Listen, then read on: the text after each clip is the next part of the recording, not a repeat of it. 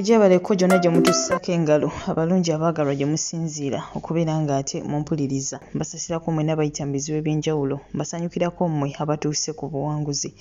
abakoziza amazaalibwa olunaku olwaleero baagaliza amazaalibwa amalungi ag'essanyu so nga ate mmwe abafiiriddwako abantu bammwe ssemyoyo gy'abagenzi Katonda agy'omuze emirembe agiramuze ekisagumye emitima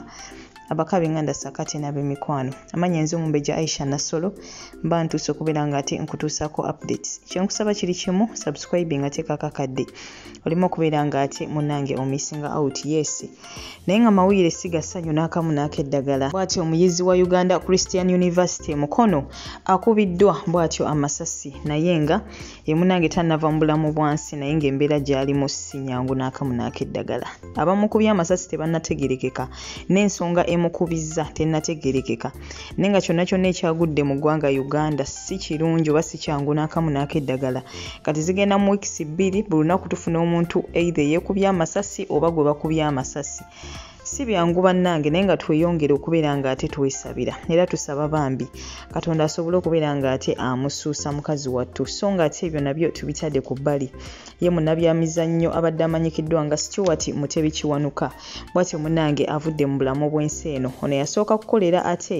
ku Radio Uganda CBS FM Super FM era bw'atyo n'asembayo okukolera ate ku Star FM era bw'atyo ng'aweereza mupiira tusaba omwoyo gwe Katonda gw'omuze emirembe agulamuze ekisagumye emitima abakaaba enganda sakate n'ab'emikwano ffenna lyekkubo ekitwawula oli kubeera nga ate munnange asookayo munne yesi so nga ate eggulire erikutte wansi ne waggulu buli omu yeebuuza ebibuuzo ng'ate munnange oba oli awo asaba abalala babimuddiremu naye nga naye nabo tebamanyi kiki kyakubeera nga ate munnange baddamu kyekyokubeera nga eggulo ekinajjukirwa nti wabaddeyo ate ekivulu ky'omuyimbi oyo Mesach Ssemakula era bw'atyo bambi yajjuzza n'abantu abamu ne balemererwa okuyingira olw'ensonga nti tiketi zaabadde ziweddewo kati no ng'ate n'ebifo munda bijjudde kati no munnange wakati mu konsati bw'atyo yavuddeyo ate n'ayanjula abaana be eri ensi omwo munnange mwe mwalabikidde n'omwana wa Evelyn Namulondo abantu bangi nnyo beebuuza ebibuuzo bagamba bulijjo omwana ono wa Mesach Ssemakula kwegamba nga si byangu n'akamu n'akeddagala wabula abamu beebaza Evelyn Namulondo oba beewuunya Evelyn Namulondo okubeera nga asobola okubeera ng'akuuma ekyama ekyo emyaka gino gyonna nga tebamanyi nti Mesach Ssemakula munnange yazaala omwana ono era bwe batyo ne bongera okukubiriza abawala bonna ababeereyo ne bazaala mu basereebu nti aba akyalina lubuto nga lwa mwezi gumu ye nga yavuddeyo dda nga yalangiriridde dda nga munnange bye bamufunisizza olubuto so bannange Evelyn Namulondo ndowooza munnange oba oli awo atuwa ekyokuyiga kubanga ekituufu kiri nti ffenna munnange twewuunyiza kubeera nga omwana Evelyn Namulondo amanyikiddwa nga Katende Hero munnange nti mwana wa muyimbi Mesach Ssemakula kati no munnange bye byate bigenda maaso eruuyi eyo so nga ate abagambibwa okubeera bannamwandu bajjajja Ichuli guno nga munnaye kwe kuli Hadija Kigozi ne Sarah Henza bano full figure bonna yavuddeyo ate munnange n'abayisaamu eggali nga tayagala kumanya kati no bw'atyo Tamale Mirundi Junior yavuddeyo n'atuwa bwino mu bujjuvu gweseekakasa oba mutuufu oba mukyamu oba mufu mukwano gwange naye nga gwe ngenda kuba nkulikirako akatambi munnange naawe okeewulirireko naye nga si byangu n'akamu kwegamba olutalo lwavudde ku jjajja Ichuli omugenzi kati butereevu yalukyusizza ate n'aluza ku Sarah Henza saako ate ne Hadija Kigozi si byangu naye nga ngenda kuba nkulikirako akatambi kano ogende maaso n'okubeera nga ate okekkaanya komenti onkusaba ogyentereko wansi awo mu comment section nange ekisinga obukulu mukwano gwange toseetuka kuba ate ngenda kuba nkomawo n'amawulire amalala mangi nnyo nnyini ddala goodbye for now alidde Sarayeza mulabye ali awo ali mu kulya byakulya bye twasigaza bye mwagala Sarayeza lwe ekikulumbisa full figure kyeki naye era full figure yasooka okulumba namwandu Sarayeza n'oli omuwala Kigozi n'agamba full figure n'agamba mbu simanya mbu oli omuwala Kigozi mbu yave Dubai ng'alingange eryanda mbu nga musiiwuufu mbu video za full figure bazidelitinze ku social media bane Uganda enyuma kuba ngambo zokka zezirimu era mbu full figure mbu atambuza bigere okuva ekibuye nabanange bw'oba oyagala okunyumirwa ka social media ba mu Uganda mbu full figure mbu atambuza bigere okuva ekibuye oli omuwala we yagambye Kigozi full figure tonvuma nze nziramu reported speech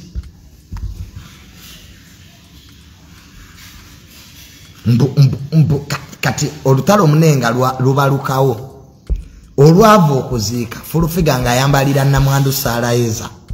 mbu Saraeza mbu simanya mbobambu basaba sente full figure nga tulangira amafuta agagenda okuziika nga ngamba Namwandu Saraeza nkaluddewo okwambalira full figure yamaze n'amwambalira oli Kigozi yasooso ya Adija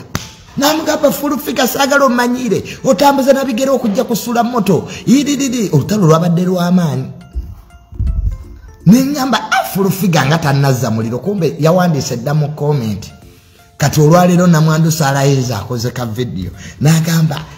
bino bye mutwagaliza ali mu kulya nkoko bino bye mutwagaliza ati bino bye bibaluma simanyamu omugenzi lwe yavaawo mwagala Saraeza mbonebone nga Namwandu Saraeza bwagamba mbu omugenzi bwe yavaawo mwagala mbonebone naye sijja kubonaabona lwero nno olutalo kati oluliwo Namwandu aganye okubonaabona zentalo za social media aliwo entalo endala kati neze full figure kyanazzaako nengo olutalo lwa Namwandu Saraeza ne full figure era ddo terujja kuggwa kubanga lwava dda nga n'omugenzi akyaliwo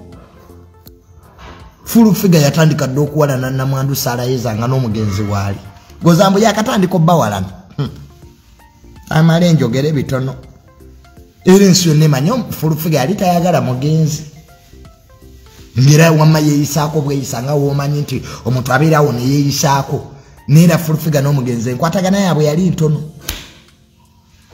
kati era tekikwewunyisa nti wamma omugenzi liwe yavaawo full figure yayambalira Namwandu Saraeza n'ayambalira n'Adija Kigozi ziwe lutalo munne oluliwo naye ng'ebyabaawula omugenzi ne full figure ebimu ku byali bibaleetedde obuzibu kasente ka mugagga wa kisaawa awo mukulu wange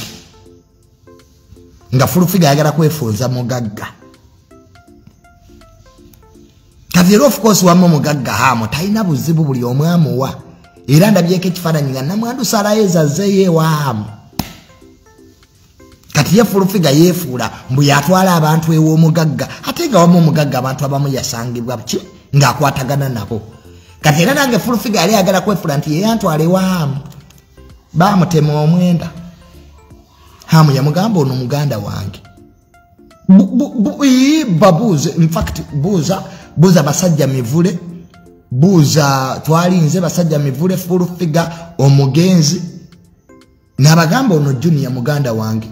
ddala Yongera okujjukiza gwe mukwano gwange yeetaaga okupangisa ennyumba ku bbeeyi ensaamusaamu ng'ennyumba ya mulembe wabula ng'ateyo ebbeeyi ensaamusaamu weetaaga ennyumba ya lunaku lumu wiiki emu mwezi mwaka oba n'okusoba weekwate aba West Apartments munnange basangibwa wali Seguku Katale okuliraana National Prayer Mountain balina ennyumba eziri furnished ng'ogenda nga wooli kwegamba buli kimu okisangamu wabula ate balina n'ezo ezitali furnished osobola bafuna ku nnamba y'essimu 0773022292 beekwate mukwano gwange tojja kubeera ng'ate wejjusa yes